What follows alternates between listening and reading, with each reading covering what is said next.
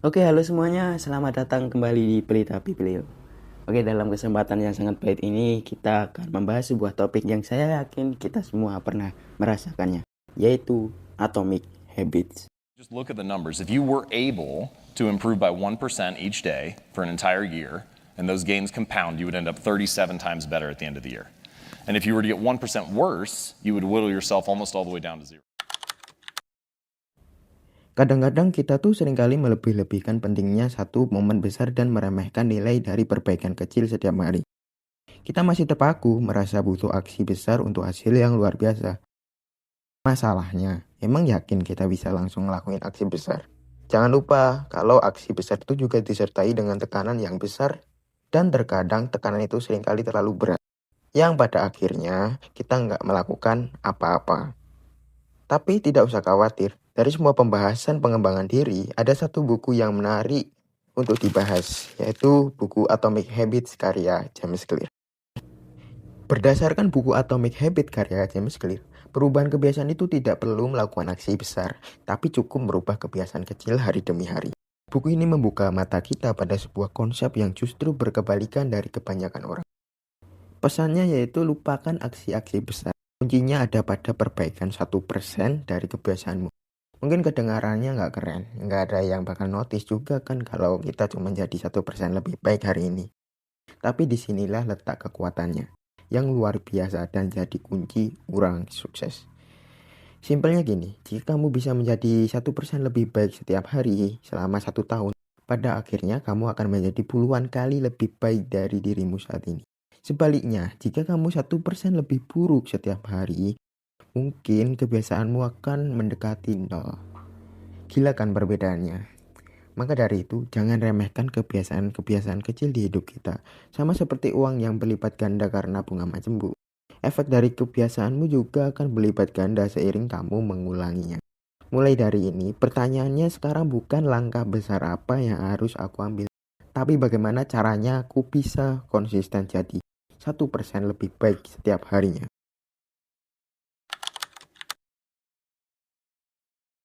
Oke, jadi bagaimana caranya menjadi 1% lebih baik? Jawabannya sebenarnya simpel, yaitu kita perlu menentukan fokus yang benar terlebih dahulu. Percuma kan kalau kita udah melakukan aksi, tetapi ternyata jalan yang kita ambil salah. James Clear menjelaskan ada 3 lapisan perubahan, yaitu hasil, proses, dan identitas. Nah, kesalahan fatal biasanya terjadi ketika kita memulai dari paling luar, yang berfokus pada hasil. Kita bilang, aku mau turun 10 kg, atau aku mau menerbitin buku. Ini adalah tujuan yang berbasis hasil. Masalahnya, mencapai target itu hanya mengubah hidupmu untuk sesaat. Maka dari itu, jangan ubah kebiasaanmu, hanya berfokus pada hasil. Akan lebih efektif apabila memulai dari dalam keluar. Fokus bukan pada apa yang ingin kamu capai, tapi pada siapa kamu ingin menjadi. Ini yang disebut kebiasaan berbasis identitas.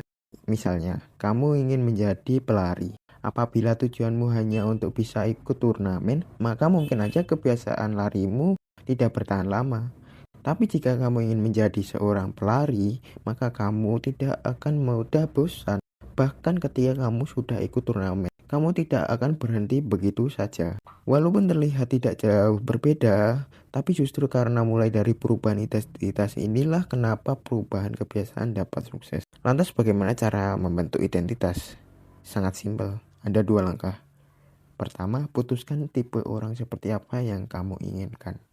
Dan yang kedua, buktikan itu pada dirimu dengan kemenangan-kemenangan kecil. Nantinya, setiap tindakan yang kamu ambil akan menjadi sebuah momentum atau suara kecil untuk tipe orang yang kamu inginkan. Kamu tidak perlu sempurna, kamu hanya perlu mengumpulkan lebih banyak momentum atau suara untuk kebiasaan baik daripada kebiasaan burukmu. Nah, luar biasanya, untuk mempermudah pembentukan identitas tersebut, James Clear merumuskan dalam 4 hukum perubahan perilaku. Kita mulai dari hukum pertama, yaitu menjadikannya terlihat atau make it obvious. Kebiasaan kita seringkali dipicu oleh petunjuk visual di sekitar kita. Jadi, untuk membangun kebiasaan baik, tata ulang lingkunganmu. Mau lebih sering baca buku? Iya, jangan simpan bukunya di rak, tapi taruh di atas bantalmu atau di sekitarmu. Sebaliknya, untuk membuang kebiasaan buruk, jadikan hal buruk itu tidak terlihat. Kurangi paparan terhadap pemicu perilaku burukmu. Misalnya, kurangi paparan HP jika kamu pengen fokus membaca buku. Oke, lanjut ke hukum kedua, yaitu menjadikannya menarik atau make it attractive. Semakin menarik sebuah kebiasaan, semakin besar kemungkinan kita melakukannya. Pasangkan kebiasaan yang perlu kamu lakukan dengan kebiasaan yang ingin kamu lakukan. Misalnya, kamu bisa minum kopi dan nyantai sembari membaca buku. Sebaliknya untuk kebiasaan buruk, jadikan tidak menarik atau make it unattractive.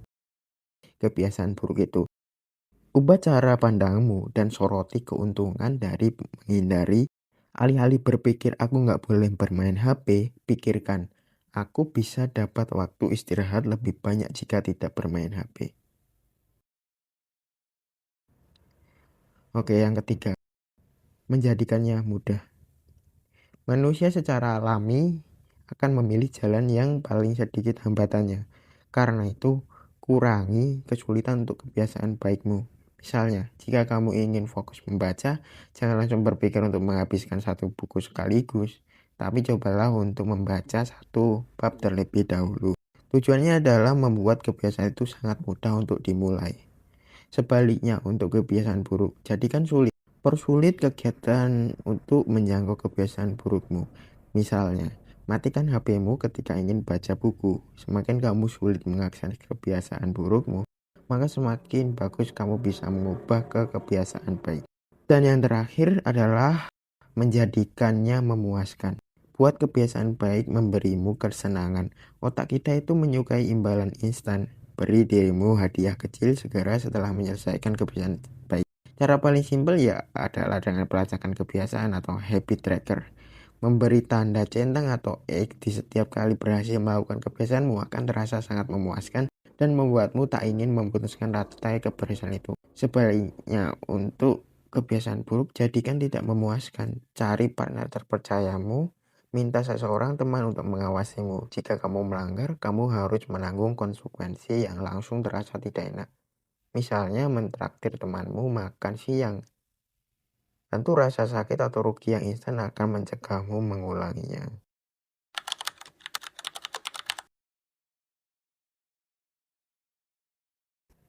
Jadi, apa satu hal terpenting yang harus kita pelajari dari semua ini? Kalau kamu hanya bisa mengingat satu hal dari buku Atomic Habits, ingatlah ini. Lupakan tentang target, fokuslah pada sistemmu. James Clear selalu menekankan berulang kali, sukses bukanlah tujuan yang harus dicapai atau garis finish yang harus dilewati. Sukses adalah sistem yang harus terus ditingkatkan, sebuah proses perbaikan tanpa akhir. Kita tidak perlu naik ke level tujuan kita. Kita hanya perlu menyentuh ke level sistem kita. Jika kamu ingin hasil yang lebih baik, jangan fokus pada hasilnya. Fokuslah pada proses yang mengarah ke sana. Dan ingatlah, kekuatan dari semua ini ada pada efek gandanya. Kebiasaan-kebiasaan kecil yang kita bangun tidak hanya ditambahkan, tetapi saling melengkapi dan bertumbuh secara eksponensial. Perubahan 1% setiap hari mungkin tidak terasa, tapi dalam jangka panjang itu akan menghasilkan perubahan yang luar biasa. Itulah kekuatan asli dari Atomic Habits. Perubahan kecil, hasil yang menakjubkan. Nah, jika kamu suka pengetahuan seperti ini dan ingin terus mendapatkan asupan ilmu untuk menjadi versi terbaik dari dirimu, pastikan kamu untuk mendukung channel ini.